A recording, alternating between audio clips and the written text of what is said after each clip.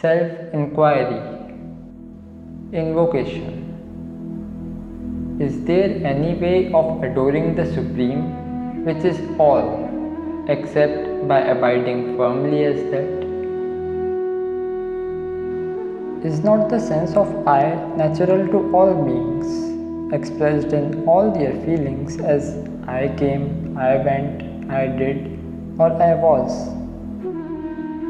On questioning what this is, we find that the body is identified with I, because movements and similar functions pertain to the body. Can the body then be this I consciousness? It was not there before birth.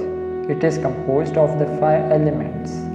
It is absent in sleep, and it eventually becomes a corpse on death.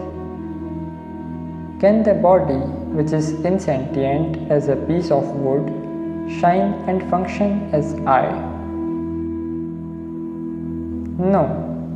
Therefore, lay aside this insentient body as though it were truly a corpse. Do not even murmur I, but inquire keenly within what it is that now shines within the heart as I.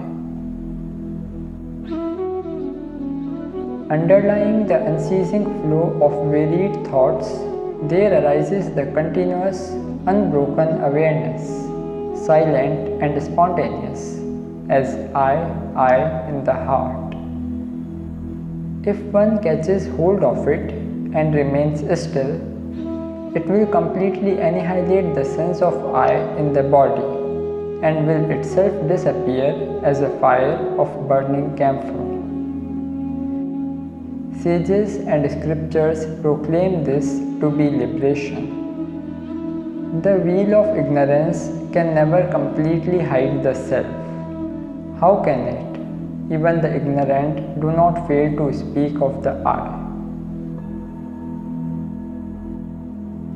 It only hides the reality, I am the self, or I am pure consciousness, and confounds the I with the body. The self is self-effulgent. One need give it no mental picture anyway. The thought that imagines it is itself bondage. Because the self is the effulgence transcending darkness and light, one should not think of it with the mind. Such imagination will end in bondage, whereas the self spontaneously shines as the absolute. This inquiry into the self in devotional meditation evolves into the state of absorption of the mind into the self and leads to liberation and unqualified bliss. The great sages have declared that only by the help of this devotional inquiry into the self can liberation be attained. Because the ego in the form of the I thought is the root of the tree of illusion, its destruction fells illusion, even as a tree is felled by the cutting of its roots. This easy method of annihilating the ego is alone worthy to be called bhakti or devotion, jnana, which is knowledge, yoga, which is union, or dhyana, which is meditation.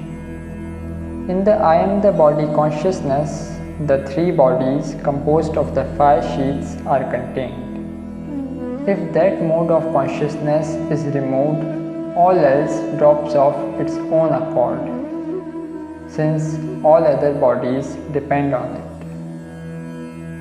There is no need to eliminate them separately, because the scriptures declare that thought alone is bondage.